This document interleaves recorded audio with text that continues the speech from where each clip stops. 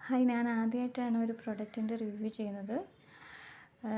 വാങ്ങിച്ചിരിക്കുന്നത് ഇഹ ഡിസൈൻസ് എന്നാണ്. ഒരു സാരിയാണ്. ഒരു വർഷമായി ഞാൻ മേടിച്ചിട്ട്. പക്ഷേ എനിക്കത് എന്താ പറയുക, കയ്യിൽ കിട്ടിയിട്ട് ഭയങ്കര വിഷമമായി. യാതൊരു ക്വാളിറ്റിയും ഇല്ലാത്ത ഒരു സാരി. 1200 രൂപയായിരുന്നു. പിന്നെ അതിന് ഷിപ്പിംഗ് ചാർജ് ഇല്ല, 1100 എന്നാണ് അതിൽ പറഞ്ഞേക്കുന്നത്.